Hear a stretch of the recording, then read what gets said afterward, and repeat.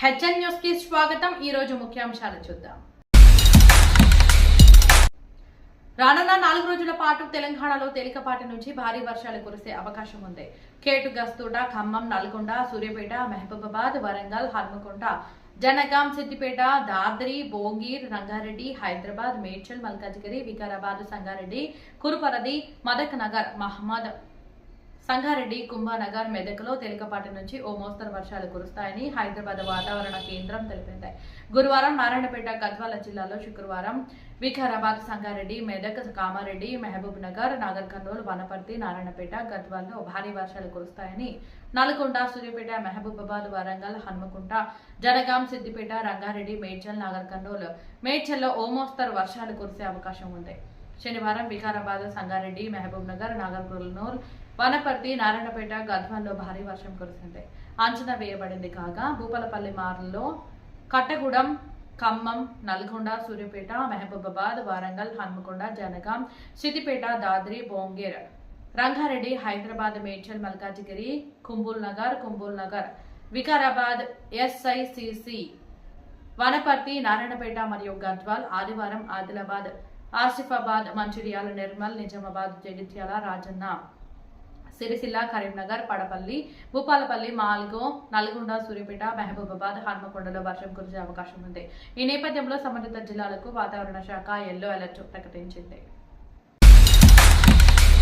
బీహార్లోని మహాఘాట్ బంధన్ లో సీట్ల పంపకంపై కొనసాగుతున్న ఉద్రిక్తత మధ్య ఢిల్లీ నుండి పంపబడిన కాంగ్రెస్ సీనియర్ నాయకుడు అశోక్ గెహ్లాట్ ఈ రోజు పాట్నా చేరుకొని ఆర్జేడీ అధినేత లాలూ ప్రసాద్ యాదవ్ మరియు ఆయన కుమారుడు తేజస్వి యాదవ్లను కలిశారు. అక్టోబర్ 23న జరిగే సంయుక్త విలేకరుల సమావేశంలో భవిష్యత్తు వ్యూహాన్ని వెల్లడిస్తామని, ఆయన అంతా బాగానే ఉంది అనే సంజ్ఞతో అన్నారు. ఆర్జేడీ అధినేత లాలూ ప్రసాద్ యాదవ్ మరియు బీహార్లోని మహాఘాట్ బంధన్ నాయకుడు తేజస్వి యాదవ్తో దాదాపు అరగంట పాటు ఫలవంతమైన చర్చలు జరిపానని, ఈ విషయంలో గురువారం విలేకరుల సమావేశం ఏర్పాటు చేసి ప్రజల ముందు ఉంచుతామని గెహ్లాట్ ఈ రోజు ఇక్కడ విలేకరులతో అన్నారు.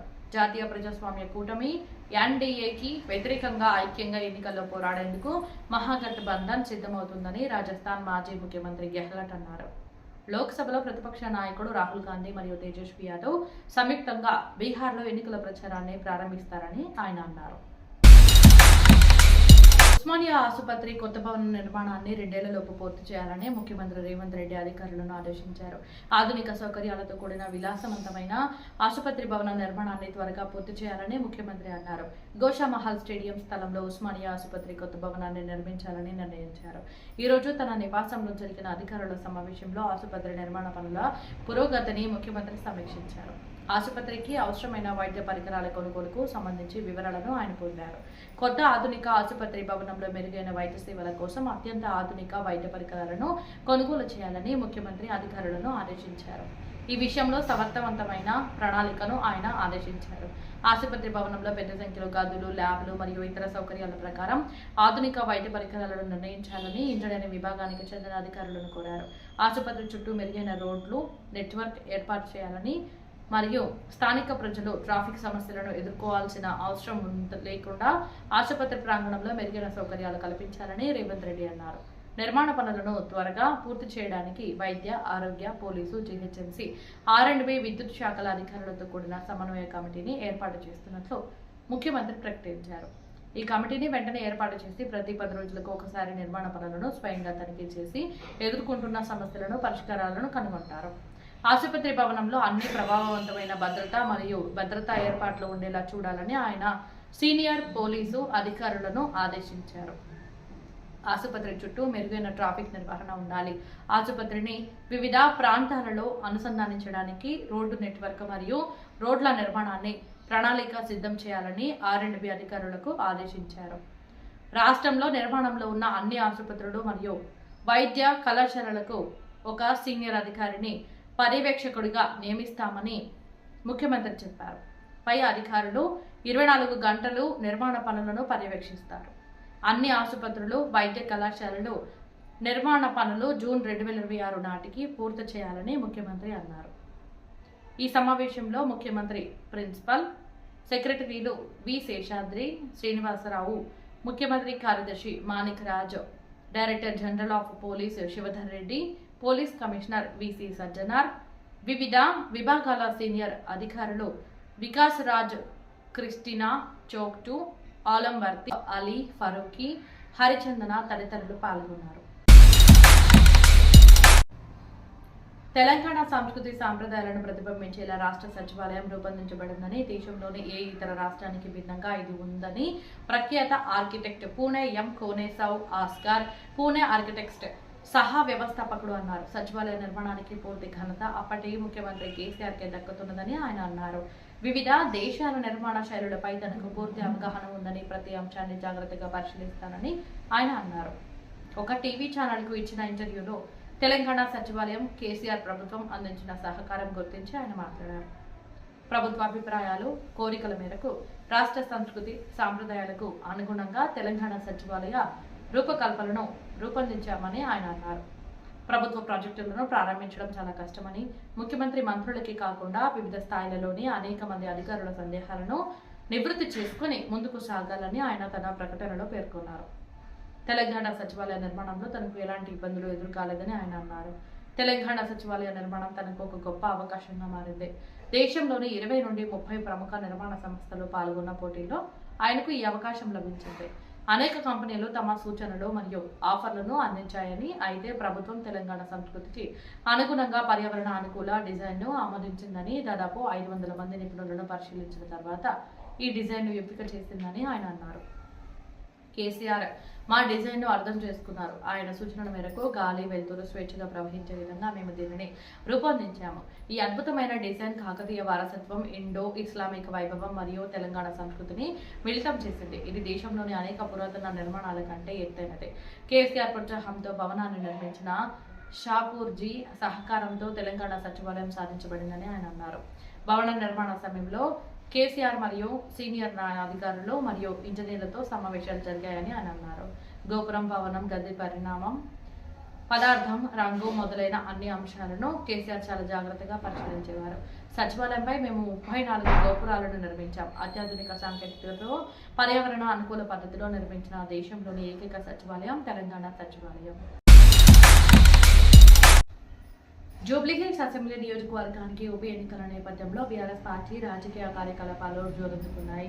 బీఆర్ఎస్ అధినేత మాజీ ముఖ్యమంత్రి కె చంద్రశేఖరరావు ఈరోజు ఐరోలి ఫామ్ హౌస్ కు పార్టీ వర్కింగ్ ప్రెసిడెంట్ కేటీఆర్, మాజీ రాష్ట్ర మంత్రి హరీష్ రావులను పిలిపించి జూబ్లీహిల్స్ ఎన్నికల వ్యూహం, రాష్ట్రంలోని తాజా రాజకీయ పరిస్థితులపై వివరంగా చర్చించారు.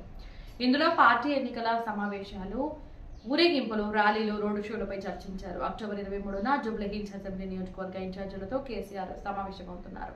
పార్టీ అధినేత కేసీఆర్ కూడా కేటీఆర్, హరీష్ రావులతో వారికి ఇచ్చిన సూచనలపై చర్చించారు. ప్రస్తుతం స్థానిక సంస్థల ఎన్నికలు నిర్వహించే సూచనలు కనిపించడం లేదు. దీని కారణంగా జిల్లాలకు ప్రాతినిధ్యం వహిస్తున్న ముఖ్యమైన బీఆర్ఎస్ నాయకులను హైదరాబాద్కు పిలిపిస్తున్నారు. వివిధ డివిజన్లలో వారికి ఇచ్చిన ఎన్నికల బాధ్యతలపై కూడా చర్చించారు. జూబ్లీహిల్స్ అసెంబ్లీ నియోజకవర్గం బీఆర్ఎస్ సీటు అని కేసీఆర్ చెప్పారని పార్టీ వర్గాలు తెలిపాయి. దానిపై నియంత్రణ నిలుపుకోవడానికి అన్ని ప్రయత్నాలు చేయాలని ఆయన ఆదేశించారు. కాంగ్రెస్ ప్రభుత్వ పనితీరు నిరాశపరిచిందని ఆయన అన్నారు. ప్రభుత్వ పనితీరు పట్ల సమాజంలోని ఏ వర్గం కూడా సంతృప్తి చెందలేదు. ప్రజలకు ఇచ్చిన ఏ హామీని ప్రభుత్వం నెరవేర్చలేదు. ప్రభుత్వ వైఫల్యాలను ప్రజలకు తెలియజేయాలని ఆయన ఆదేశించారు. హైదరాబాద్ సైన్స్ మరియు ఆవిష్కరణలకు కేంద్రంగా మారిందని ఉప ముఖ్యమంత్రి బట్టి విక్రమ్ సింఘే అన్నారు. పండిట్ జవహర్లాల్ నెహ్రూ కాలం నుంచి హైదరాబాద్ లో ప్రముఖ సంస్థలు స్థాపించబడ్డాయి. ఈ రోజు హైదరాబాద్ లో స్పేస్ ఎకానమీ మరియు బయో మెమరీ అనే అంశంపై జరిగిన అంతర్జాతీయ సమావేశంలో బట్టి విక్రమ్ సింఘే ప్రసంగించారు. బయో ఇన్స్పైర్డ్ ఫ్రాంటియర్స్ 2025ను ఉద్దేశించి బట్టి విక్రమ్ సింఘే మాట్లాడుతూ తెలంగాణ ప్రపంచ స్థాయి సంస్థల కేంద్రంగా మారిందని అన్నారు. తెలంగాణ ప్రభుత్వం తరపున పెట్టుబడులు పెట్టాలని ప్రపంచ సంస్థలను ఆహ్వానించారు. హైదరాబాద్ లో పరిశోధన సంస్థలు మరియు ఇతర సృజనాత్మకత సంస్థలను ఏర్పాటు చేయడానికి మంచి పెట్టుబడి అవకాశాలున్నాయని ఆయన అన్నారు.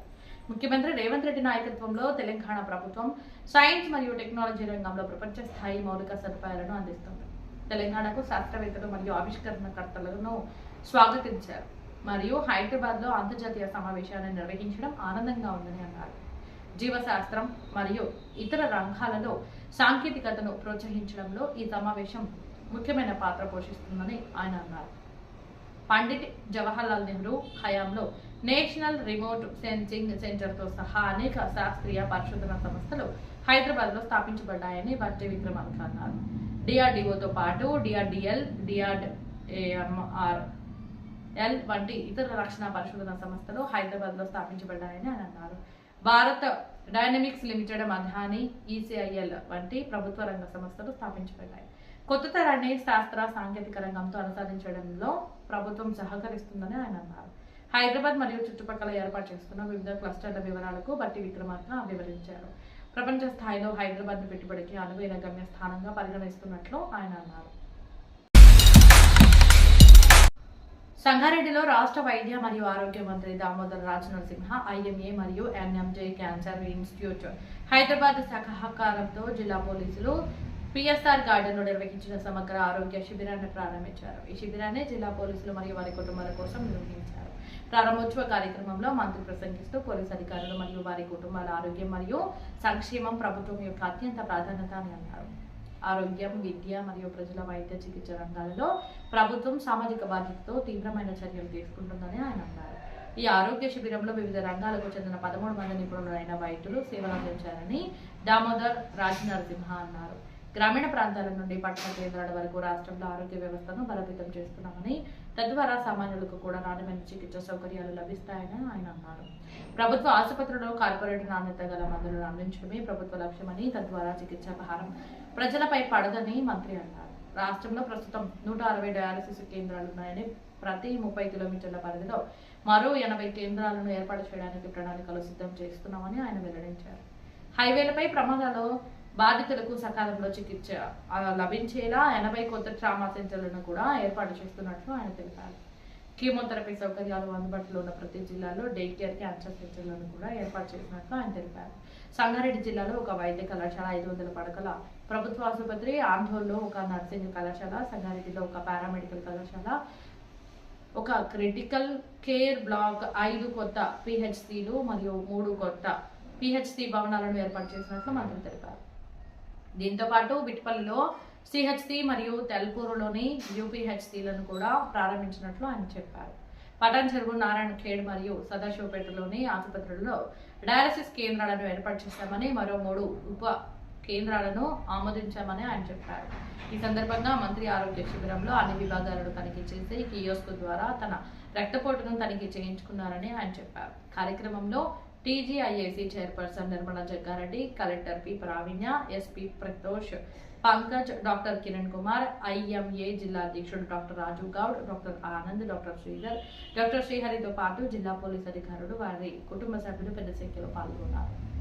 హెచ్ఎన్ న్యూస్ సబ్స్క్రైబ్ చేయండి, లైక్ చేయండి, షేర్ చేయండి.